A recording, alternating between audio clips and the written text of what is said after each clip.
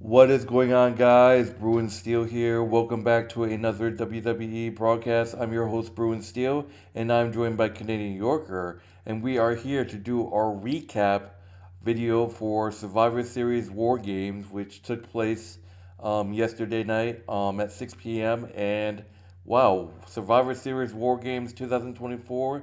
It was an amazing show. We're doing our recap video. So, Canadian Yorker, how's it going tonight? And he's yawning, people. Um, yeah, it's been a pretty long day. A lot has happened. Thanksgiving break, war games, and it's just fun with family. I had a long day. Definitely came from where I was with family, came home, worked today, and now here talking to you guys about wrestling. And I did happen to watch uh, war games, so it was really fun and exciting to see some surprising upsets and some expected wins. So Alright, so let's get started. So, starting off the Survivor Series War Games, we had the women's War Game match. We had Rhea Ripley, Bianca Belair, Naomi, Io Sky, and Bayley versus Liv Morgan, Raquel Rodriguez, Nia Jax, Tiffany Stratton, and Candice LeRae. This was a great match. I loved it. Just to talk a little bit of it, longtime rivals Bayley and Jax kick things off. So we see Bayley start off with the face team and then versus Nia Jax. So Bayley and Nia Jax, who have so much history, start the War Games match. That was incredible. The no holds barred stipulation came into early play as the women lashed each other with a strap. Naomi was the first superstar to enter the fray, bringing a rainbow candlestick to put Jax at a great disadvantage, a front runner for the night's most bizarre moment involving a toilet seat. So there was a toilet seat involved in this war game. So like just a toilet seat, like a lid of a toilet seat. Naomi wrapped it around Jack's head and gave her a stink face. and then um, and LeRae, even the odds for her team, and Tiffany and Stratton to enter fray. LeRae, oh yeah, also Tiffany was trying to enter the join Nia Jax, but LeRae cut off Stratton to enter herself, so that made a lot of boost. So you got Bayley and Naomi versus Candice LeRae and Nia Jax. LeRae introduced multiple steel chairs. Jax somehow whiffed a simple chair shot to the back, but LeRae made a better effort with a springboard moonsault onto Bayley, the latter of whom was laid off across several chairs. Bianca comes in. Bianca grabs a steel cage, a trash can, a fire extinguisher, and a table on her way into the match. Bianca Belair didn't use the weapons efficiently as the next participant, Stratton, who dropped her opponents with a trash can lid. The next error came at the height of what looked like a big spot. We see Io Sky scale the fence with a trash can, but was intercepted by LeRae. Io Sky attempted a sunset flip off the top of the cage, but LeRae held on, seemingly made by mistake. Sky successfully spot won the crowd back as she and Stratton went up to each other. Raquel entered the match with a big equalizer in the match. Rodriguez and Jax shared physicality overwhelmed the fan favorite until Rhea Ripley, the opposing bruiser, entered. All hell loose as the superstars laid each other with various weapons. Rhea Ripley broke the toilet seat on Raquel's back, which made her bleed. Rhea Ripley, a sporting demon skull made face mask, was the only woman standing when the clock struck zero for the match. Morgan, who looked like she was terrified, just started to flee back instead of facing Rhea Ripley, but Liv Morgan returned with a baseball bat. So all 10 participants, War Games officially started. Rhea Ripley tore off her custom mask to reveal that her previous injury had healed. Morgan's four teammates held her down, while Morgan repeatedly swung the bat into her stomach. The night's biggest spot was probably Sky and Tiffany Stratton scaling up opposite corners of the cage. My girl Tiffany Stratton performing amazing, picture perfect swanton bomb off the top of the cage. She should have done a pretty steadily. Come on. Um, and then you see Io Sky, like she did last year. She put a garbage can on her head and then jumped off, taking out. She did the exact same thing last year as well, blindsiding everyone. Sky blindsiding everyone with a fire extinguisher when Stratton took out her world title, her Money in the Bank contract. So later on, it was back and forth. Liv gets put Nia Jax gets put into a table. She tried to hit the Annihilator, but it was countered. Instead, I think it was who it was. I think it was Naomi, or was it Naomi and Bayley who powerbombed Nia into the table? I can't remember. But Nia Jax got powerbombed into the table. And then to end it, Rhea Ripley hits the riptide on Liv Morgan on the top rope into the table to win the match for the babyfaces. The babyface team defeat the heel team. So Rhea Ripley, Bayley, Bianca, Naomi, Io Sky defeating Liv Morgan, Raquel Rodriguez, Nia Jax, Tiffany Stratton, and Candice LeRae by pinfall. And how a deal was it for Rhea Ripley to pin Liv Morgan? So um, I had this pick wrong. Obviously, I had the heel team winning, and you were right. You had the babyface winning. Honestly, I just thought that it does look bad. I mean, the heel team, they had two champions on their team, and they lost. That just looks bad. It just looks bad, man. But what are your thoughts on the babyface team defeating the heel team with Rhea Ripley? Defeating pinning Liv Morgan for the table, Riptide for the table.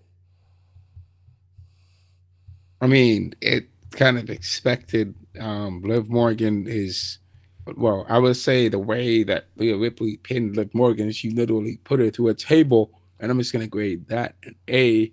Would give that an A plus rating because after what Leah has been through with Liv Morgan torturing her over and over again, Liv Morgan definitely deserved to be put through the table. But there's also other things that happened. I would say that Tiffany Stratton and Io Sky jump off of the top of um, the cage structure. I mean, both of them did it at the same time, which was quite amazing. You could both see how amazing uh, their swanton bombs are, and they put the bodies on the line to do it. And I mean, that takes a lot of guts to do. And I mean, both their actions were amazing. Um, so I would say that the baby faces winning was was not as surprising to me because I mean you had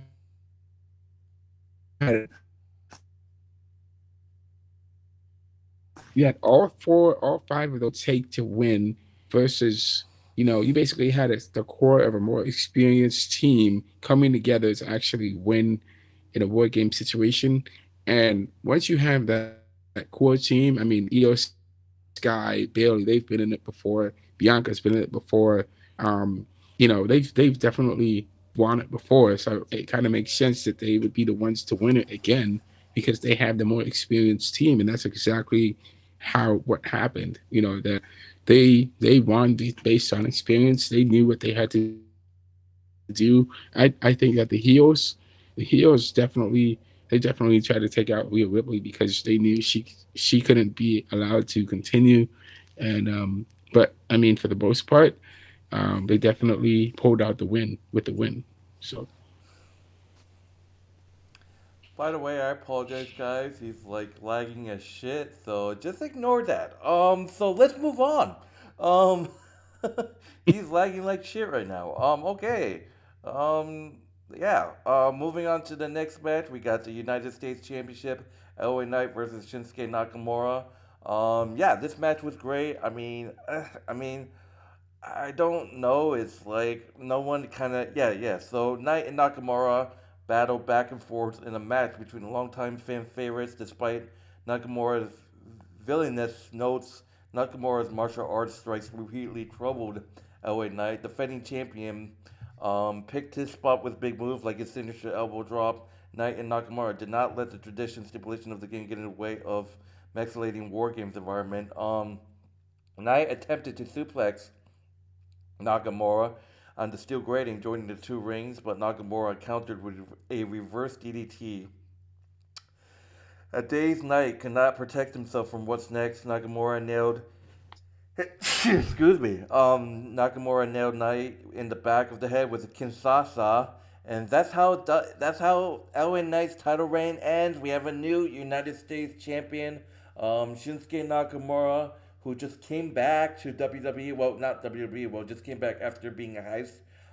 Dethrones LA Knight to win the United States Championship. So Shinsuke Nakamura is your new United States champion. I'm shocked. I mean, no, I didn't really. I mean, people kind of saw this coming. I mean, that new look that Shinsuke Nakamura, it makes sense. That new look Shinsuke Nakamura had, it looked sick. And Nakamura, I mean, all the shit he went through, all the losses that he went through, and finally he wins the championship. Like, oh my goodness, like where did that come from? But I feel great. I feel happy for Shinsuke Nakamura. Like honestly, like when was by the way, guys, me and Canadian Yorker had the wrong pick. We thought LNA was gonna retain.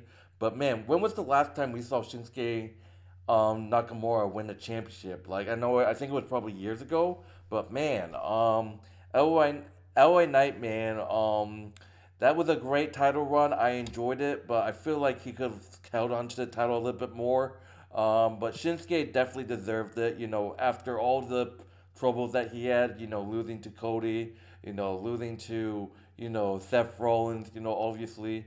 But yeah, Shinsuke Nakamura defeat LA Knight to become the new United States championship. I'm kind of excited, despite me not being right in this pick. I'm kind of excited for this Shinsuke Nakamura, this new Shinsuke Nakamura character, and this new, you know, championship reign. So Canadian Yorker, what are your thoughts on Shinsuke Nakamura defeating LA Knight to become the new United States champion? I say that it is a bit surprising that Shinsuke Nakamura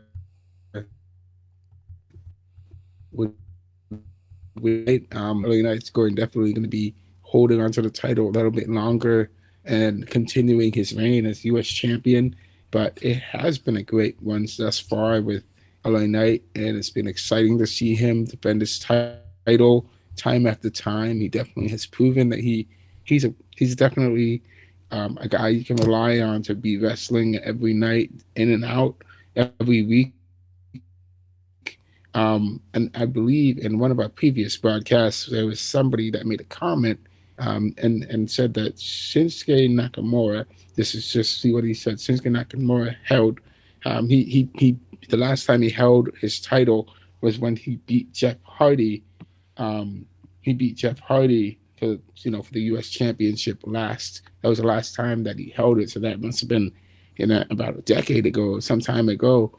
Um, but at least that was the last time he held the U.S. title. So it's been definitely been a long time since he's won it, and he's definitely deserving of having the U.S. title again. But I think Nakamura definitely deserves to have. So for him to get the Intercontinental title would be amazing in the future. He definitely deserves another world title shot for sure. In the future, he's definitely showing that he has capability for it, and so does LA Knight. LA Knight also can definitely challenge the Intercontinental title, the World Heavyweight title, and he definitely got the shots for the WWE title, so he can definitely challenge Cody Rhodes for the title. So there's a lot of options for LA Knight going forward.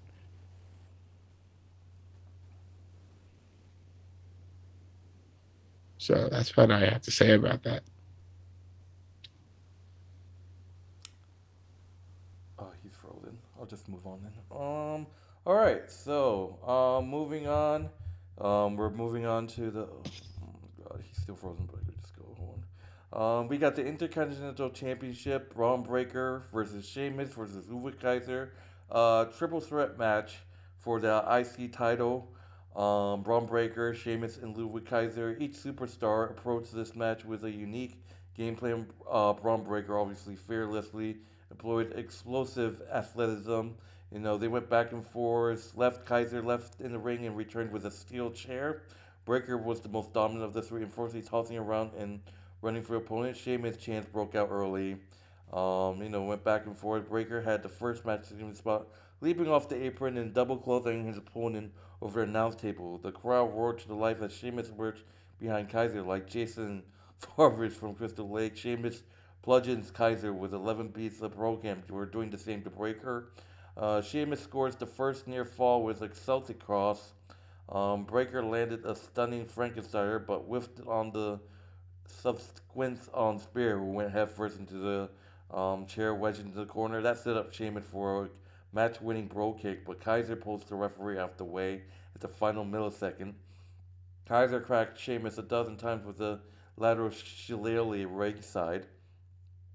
So obviously triple threat, no disqualification. And Sheamus, yeah, so Sheamus hits Sheamus with several signature moves before a Breakker spear hurls him from the ring. One more spear to Sheamus, and the match was over. Bron Breakker was able to hit the spear. Bron Breakker defeats Sheamus and Kaiser, Ludwig Kaiser, by pitfall to retain his Intercontinental Championship. So we did get this pick right. Me and you picked Bron Breakker. Honestly, it was a great match. You know, fight, great fight from Sheamus. Luke Kaiser put up a fight despite me not really liking him. I mean, I give him credit where it's due. Ugh. I mean, I guess, but he played.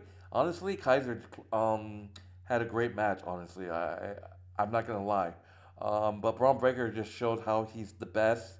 But question is, who can dethrone Braun Breaker? I mean, we saw Jay Uso do it, but then Braun Breaker just won the championship right back. But who's the next guy who can beat Braun Breaker? That's the question. I mean, Sheamus was my pick, but then I don't know anymore. I mean, like, who could stop Braun Breaker? But Braun Breaker successfully retains his Intercontinental Championship against Sheamus and Ludwig Kaiser by pitfall. So, what are your thoughts on Braun Breaker winning this huge triple threat match, retaining his Intercontinental Championship? I would say that this was a really, really close intercontinental title fight. Um, Bron Breakker literally had his hands full with Sheamus and Ludwig Kaiser at the same time going at him. Um, I would say he was the bigger threat compared to Sheamus and Bron Breakker, but I do think that Sheamus definitely was really, really close in winning the Intercontinental title twice in a row. Like twice in a row, three times in a row, he was really close to winning. But I mean, Kaiser just got in the way. He was just in Sheamus's way and didn't stop getting in his way. He tried to interfere and get himself to help him to get the win. Um, and Braun Breaker definitely did his damage to Sheamus, Braun Breaker definitely pulled through as the clear victor in this round. If not for Kaiser getting and hitting Sheamus with that kendo stick that he had, he really he walloped on Sheamus and kept hitting him and just really hit him hard, just hurt him a lot. And that slowed him down. So he wasn't as effective he could not be effective against Braun Breaker. But yeah, so you know, it's Braun Breaker is the clear victor. As for who will be the next challenger for Braun Breaker to face, um, that's going to be a tough one. It could definitely be John Cena. He could definitely go for it. There's others out there. I could see, I could definitely see Braun Breaker coming back and wanting to get another title, the Intercontinental title shot. Braun There Breaker? are What do you mean other. Braun Breaker? There's, I'm sorry, not Braun Breaker. I meant Bronson Reed. I mean, Bronson Reed coming back and getting the title shot. There's also Xavier Woods could go after a title, singles title. Kofi Kingston could go after one. I mean, there's a lot of guys out there that could definitely do it. So, it's a never-ending pool for challengers that Braun Breaker has to face. Yeah. All right. So, moving on to the next match, we got the singles match for the men's World Heavyweight Championship: Gunther versus Damian Priest. Gunther and Priest reverted to their technical wrestling and fighting routes.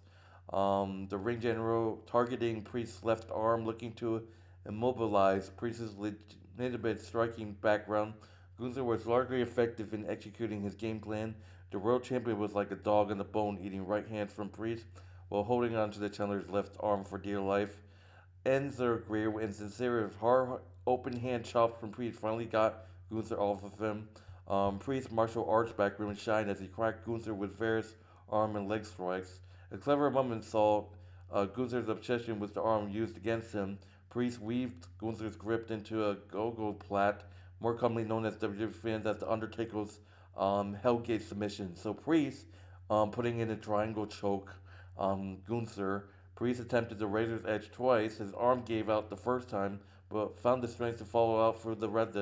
Um, Priest attempted the South of Heaven chokeslam, but his compromised arm failed him, allowing Gunther to lock up Chimera. So Damon Priest falls outside of the ring. The referee's distracted, and I called this. Finn Balor screws over once again, screws Damon Priest coming out of nowhere. While the referee's distracted, hitting Damon Priest with a coup de grace off the steel steps. While the referee was distracted, Gunther clocked Balor with a big boost from an unwelcoming interference, but still made the most of it. Gunther rode Priest into the ring, dropped him with a powerbomb, attacked the injured arm, and choked him out with a sleeper hold. Priest passes out, and that's it. Gunther defeats Damian Priest by technical submission to retain his World Heavyweight Championship once again. Finn Balor screws Damian Priest, and I called it. I called it right here. I called it. But I got this pick right. I got this pick right. I called the Finn Balor betrayal once again, second time in a row. And you obviously made a kind of risky pick picking Damian Priest. So I was right about Gunther. But what are your thoughts on Gunther defeating Damian Priest and Finn Balor costing him Damian Priest? This is the second time. Second time. This is the second time Damian Priest has lost to Gunther, and all thanks to Finn Balor interfering and costing Damian Priest the match. And honestly, again, I mean, well, Damian Priest definitely was giving Gunther problems at the beginning of this match, and we could see it. As you said, Damian, like you mentioned, Damian Priest is a mixed martial artist, and so he was mixing it up, mixing his throws and his kicks, and he was doing really well in this match. However, in the middle of the match, he definitely injured his arm, and that's what messed him up because he couldn't really use he couldn't use both his arms and hands to fight. And of course, we know that that happens, that is when Gunther saw the opportunity to take advantage of Priest's, um, um, I'll say, his injured arm, and Gunther just kept on going after Priest, attacking that weak spot of Damian Priest because he saw he could definitely weaken him, and that's exactly what happened. If not for Finn Balor's interruption in this match, I'm pretty sure Gunther would have beaten Damian Priest single handedly by himself, or he doesn't need the help of Finn Balor to help him win, obviously. But maybe I could definitely see Damian Priest pulling out a win over Gunther in this match.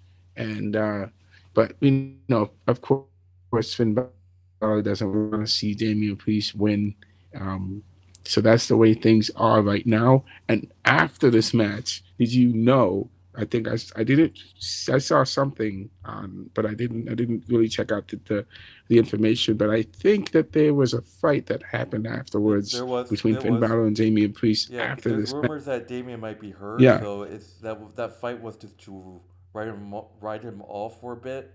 So I think Damien Priest is taking a break. So yeah. yeah. So, but I mean, I'm kind of maybe I'll say, I was wrong in this pick. I was wrong with this pick that Damian Priest did lose to Gunther, but I could definitely see Gunther definitely Yeah, gave you can't pick Damian Priest against definitely you gave can't Gunther. pick against Gunther, man. You can't pick against Gunther. It's risky. But I just want to kind of make a parallel comparison.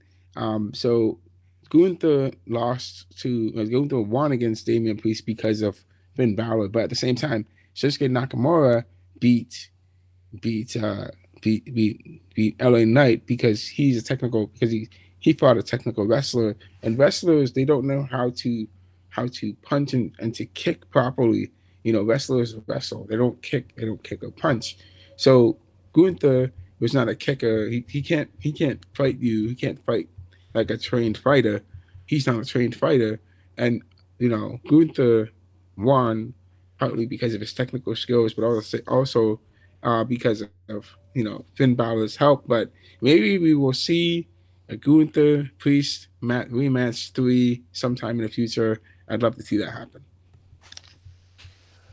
All right, moving on to the main event, the big men's War Games match. We got the OG Bloodline Roman Reigns, the Usos, Sami Zayn, as well as CM Punk versus the new Bloodline, Solo Sikoa, Jacob Fatu, Tamatanga, and Tamalola, and also joining us on Bronson Reed.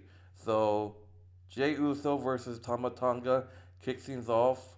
Tonga tries to go for the pitfall early, despite the match stipulation first require all 10 superstars to enter the match. Tonga played it off well with his zaggy personal, but the fans made it play. Reed was the first additional participant, advantaged early by Fatu on SmackDown. Reed throws several steel chairs into the ring, one which was thrown back in the face by Jay. The flying chair was momentarily set back as Reed soon punished Jay with his size and straights. Jimmy came in with Jay. First additional participant, Jimmy eagerly ran to his Twin Brothers' rescue. Jimmy added a beautiful whisper to the wind in the arsenal that popped the crowd. The crowd ate up the Uso tendon office, but the cheers were short lived. Solo Sikoa sent his enforcer Fatu into the fray. The Samoan werewolf single handedly demolished the twins. CM Punk tried to even odds for his team, but Roman Reigns cut him off instead, sending Zayn into the mix. And you see the tension between CM Punk and Roman. Punk was visibly angry with Roman overruling him. Sami Zayn was different maker, taking out his 3 opponents before embracing Jimmy. Lola was the second last Bloodline member to join the match, bringing a table with him. Fatu's athleticism continued to shine as he landed a handspring standing moonsault and split leg moonsault off the corner. Jacob Fatu, man, this guy is huge. He's dangerous, but he's athletic. Like, oh my goodness. Um, Punk and Reigns continue butting heads in the Shark Tank. Reigns attempted to exit the cage, however, Punk cuts him off. Punk takes out the Bloodline forces with a toolbox and running knee. In the corner. Fatu ate the running knee and a bulldog onto the toolbox like lunch, but apparently it was nothing. It was nothing. Like Jacob Fatu, what are you made out of? Like what the hell? Excuse me. Punk pandered into the crowd before walking to a nasty pop-up Samoan drop. Solo Sikoa and Reigns were the final two participating. Solo, who entered first, wrecked traffic as the Bloodline decimates their outnumbered foes. Solo Sikoa locked the cage door shut before Reigns' timer expired. Reigns successfully scaled the cage, so Solo locked the door so Roman can't get in. And look, you might hate that move, but I mean it's smart. That's smart. You get rid of competition, but obviously that won't didn't work for Solo because Roman Reigns just climbed over, successfully scaled the cage despite his opponent's effort to accept him. Reigns made the first contact with the mat with a what do you call that? I forgot the move. It was off of the thing. He took everyone out. The crowd roared as if Roman Reigns and Punk came face to face. Paul Heyman, you see Paul Heyman storm into the ringside, tried to get his current and former clients on the same page with Reigns in the match. War Games was underway. War Games has officially started. Punk elevated Fatu with a GTS, but Solo sideswept a spear, sending Roman directly into Punk. So Roman Reigns accidentally spearing Punk. The two stars finally got on the same page when, oh yeah, Bronson Reed. We talked about Bronson Reed possibly hitting a tsunami on top of the cage. He tried to do that on Roman, but CM Punk pulled Roman out the way. Bronson Reed tsunami right into the table. Nobody home, didn't work out. Um, and we see Jimmy Uso taking out Jacob Fatu with a splash onto the table through Jacob Fatu, Uso splash. Apparently, Jimmy Uso broke a toe on that move, so hopefully he's okay. I think Jimmy might be taking some days off. I don't know. But then Solo Sikoa was by himself, was cut off by the Uso super kick. Zayn, Punk, and Reigns each hit their finisher moves in the suspect for Reigns hitting the spear on Solo Sikoa. The Roman Reigns defeating the new bloodline. Roman Reigns pinning Solo Sikoa. I knew it. I knew it. After Solo pinning Roman, it had to be the other way around. The babyface team had to win. Roman had to pin Solo. I called it, and I was right. I picked the baby faces in this one, so yeah, I was correct. You obviously picked the New Day, two new bloodline that didn't work out, and that's it. No Rock returning. There's no Rock. There's no Seth Rollins. I was surprised Seth Rollins. There was no betrayal. If Paul Heyman was to betray Roman, I feel like there should be a storyline. I feel like I kind of had a feeling that it wasn't going to happen because they're going to build a storyline to it. I think Roman's going to get upset at Paul Heyman. What are you hiding from me? What are you hiding from me? And then it's going to be a build up, just like that Bayley winning the Royal Rumble and eventually Damage Control turning on her. I think there's going to be a storyline like that. It kind of makes sense they didn't do it here because they want to build up that storyline. But no Rock, no Seth Rollins, no betrayal from Paul Heyman. The baby faces stand tall. I knew it. After Solo won last time, after Solo's team won last time, I'm like, yeah, the babyface has to win this time, and they did. So, what are your thoughts on Roman's team winning? Well, uh, I would say it wasn't surprising to see them win. I mean, obviously, they were going to win uh, regardless because they definitely put the work in to make sure that that win could happen. However, I mean, if the I could definitely see the heels winning, because if they won again, then that would kind of deepen the storyline a little bit more and make things a little bit more interesting. But of course, the faces have to strike back and make a statement and send a message. And obviously, they did send a message to Solo. They have sent a message to Jacob Fatu. They sent a message to everybody there that these guys are not to be messed with. They're still the same strong team that they were before, and they're still formidable together. Then they as they have always been formidable together. Um, I think that yeah, Jacob Fatu is definitely a guy that has the work, definitely can put in the work and show you what he's got to do. Bronson Reed is amazing in himself. Some Thomas Tonga and Tangaloa, we didn't really see much of them. But I think Solo Sokoa, he should have obviously been more involved in the match, but he was. And he almost came close to pinning Roman Reigns as well. Um, but he couldn't get the job done. None of them could get the job done. I think Bronson Reed also suffered an injury himself after jumping off the top of that cage and hitting the table. Um, Jacob Fatu suffered an injury. These guys definitely suffered injuries coming out of the match. Jimmy Uso and Jay Uso, not only Jay but Jimmy Uso also suffered an injury himself.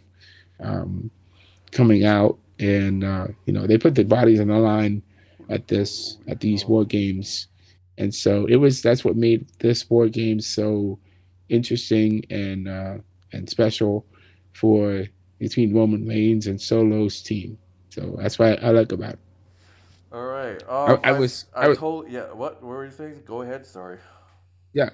Sorry, I was gonna say that the one thing that I was surprised about, I was surprised to not see anything happen regarding The Rock coming out, regarding Seth Rollins coming out. I really thought Seth Rollins is gonna show up and just cause havoc out there.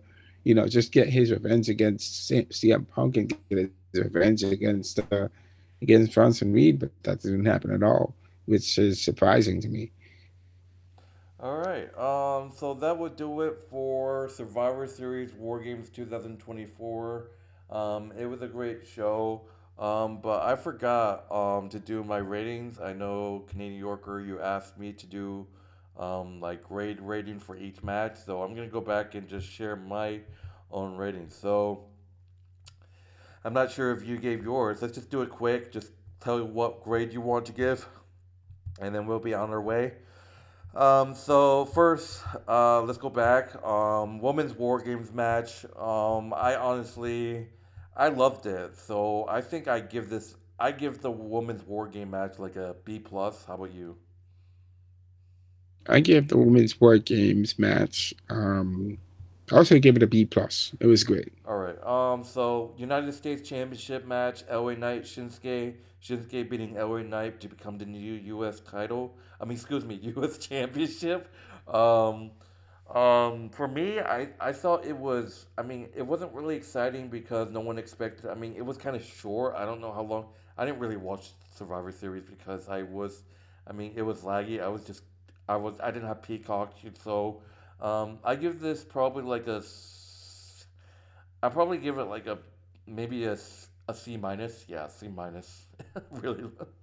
I liked the match. I thought it was great. So I'm gonna give it a B minus. A B minus. All right. IC triple threat match. Bron Breakker retaining his IC title against Sheamus and Ludwig Kaiser. I agree. I'm looking at the website right now, and I agree to give the same grade that the website gave a B plus. I give this one a B plus. I liked the match. It could have gone either way, so I'm giving it an A. All right. Gunther and Damon Priest. Gunther retaining thanks to Finn Balor. I'm just sick of like, can you end this rivalry between Finn and Damon? I mean, that's just that. But I mean, it was great and all until it got ruined. So I'm gonna go ahead and give this a B minus. Uh, I am definitely. I think that it could have gone either way, so I'm giving this match a B plus. All right, and then the main event. That was probably the greatest War Games match I've ever seen. I enjoyed it, so I'm gonna go ahead and give it to a plain. I'm giving it a plain A.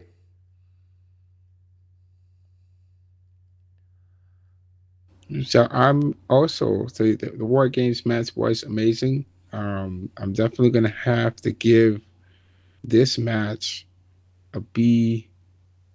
I'll give it an A as well. It was pretty All good. right. And overall for the whole pay per view, I'm giving this pay per view a A minus. I'm giving this pay per view an A. All right. So that would do it for Survivor Series War Games 2024. It was a great pay per view, and now we gotta wait 2 months because the next pay per view isn't going to be until February, like the beginning of February. Royal Rumble 2025. I'm excited in Indianapolis. It's gonna be great. It's crazy that you don't have any. There's not gonna be any pay per views in between. But that's just that. But anyways, my name is Bruin Steele. This is Canadian Yorker. Be sure to check out Canadian Yorker's YouTube channel. The link will be in the description of this video, as well as our WWE Wrestling Bros channel. That link will also be in the description of this video as well. But anyways, take it easy, guys. Enjoy the rest of your night, and we'll see you guys in the next broadcast. See you guys later.